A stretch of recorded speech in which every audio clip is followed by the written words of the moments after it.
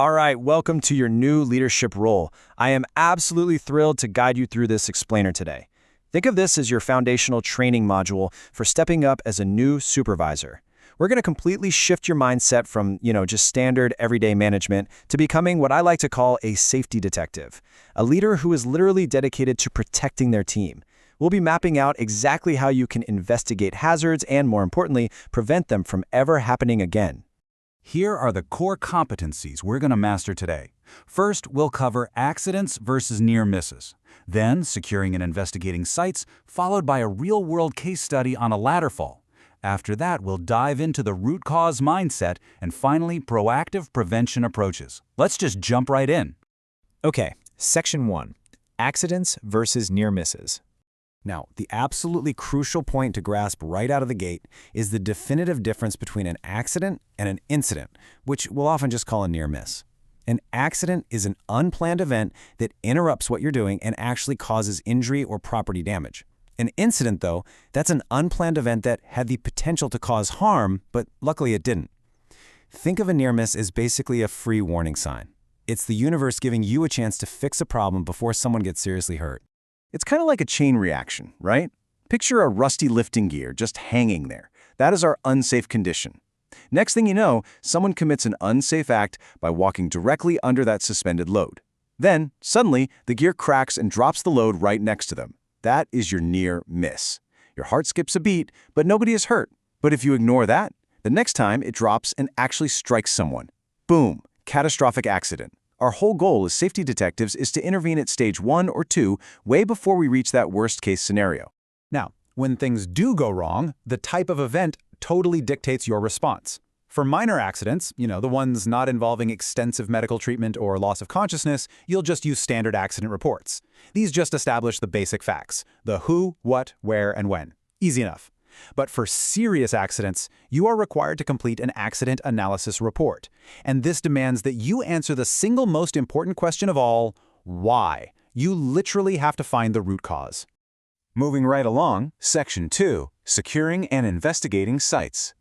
If an accident actually happens on your watch, time is your biggest enemy. There's a 3-step playbook you need to memorize. First and foremost, you bring the situation under control and care for the injured workers. Human life is always priority number 1. Second, you've got to secure the unchanged accident scene immediately, before anyone moves or alters a single thing. And third, begin your investigation right away. Why the rush? Because an altered scene means lost evidence. An immediate investigation is literally the only way to ensure you're collecting accurate, uncompromised information. So once your scene is totally secure, you need to start asking targeted, specific questions. You want to know exactly what the person was actually trying to do. Were they even authorized to use that equipment in the first place? Was the employee new to the job? What was the condition of the accident site? Was it messy? Poorly lit? And honestly, a huge one, are there obvious solutions that would have prevented this whole thing? You are searching for facts here, gathering all the pieces of the puzzle. As you gather those facts, cross-reference them with this checklist of common causes. Sometimes it boils down to personal beliefs, an employee just thinking, hey, it won't happen to me. Often, it's a mismatch or overload, like extreme physical fatigue or crazy high stress levels. But very, very frequently, you'll uncover massive systems failures, like a complete lack of training. This is also exactly when you want to pull out your hazard classification scale for site inspections. Use it to rank the severity and the probability of whatever hazard you're finding, so you know exactly what needs your immediate intervention. Keep all these categories in the back of your mind as we look at our next section. All right, Section 3, Case Study, the ladder fall. Let's see this in action. Okay, imagine this is the initial report that crosses your desk. On the surface, the basic facts are incredibly simple. An employee is working on a ladder. The ladder seems to collapse, the employee falls and breaks an arm. Boom, done, right? Well, if you stop right here, you haven't done your job as a safety detective. We need to dig deeper. Think about the hidden context you uncover when you actually investigate. Ask yourself, why did they fall? Well, it turns out this employee was completely exhausted after working 7 consecutive 12-hour shifts. 7! Because of that intense fatigue, and probably a rush to just get the job done, they were standing unsafely on the very top step of the ladder. But wait, there's more. The company technically has a ladder inspection policy, but there's zero evidence this ladder was ever actually inspected. In fact, it was fundamentally damaged and didn't even provide a stable platform. Plus, no fall restraints were used. A total perfect storm. Now, enter the company's CEO. Facing this incident, the CEO says, and I quote, "Find out who is at fault and get rid of him. I'm not going to have careless employees running up our healthcare costs." Wow, this creates a massive classic conflict in safety management. The CEO wants a quick scapegoat, but as a safety detective, you know for a fact that hunting for a scapegoat completely blinds you to the truth of the system's overall failure. Which brings us right to Section 4, the root cause mindset. In our case study, the company's safety director pushed back hard against the CEO, and for a very good reason. Searching for faults and blaming quote-unquote careless employees, that just makes matters worse. It guarantees workers will hide their mistakes in the future, and it completely buries the real issue. Instead, you have got to be dedicated to searching for facts. You want to find the systemic root cause to prevent this from ever happening again.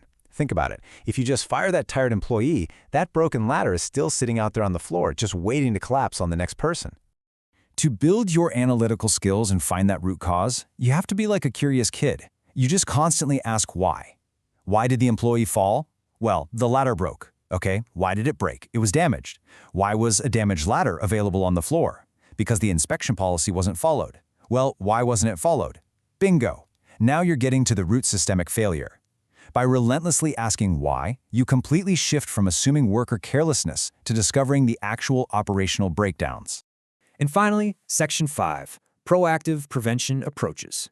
When it comes to hazard avoidance and keeping your team compliant, you've basically got two contrasting philosophies. First is the enforcement approach. This relies on strict, mandatory rules and subjecting workers to severe penalties if they break them. This was actually OSHA's initial method, and yeah, it certainly plays a role. But compare that to the engineering approach.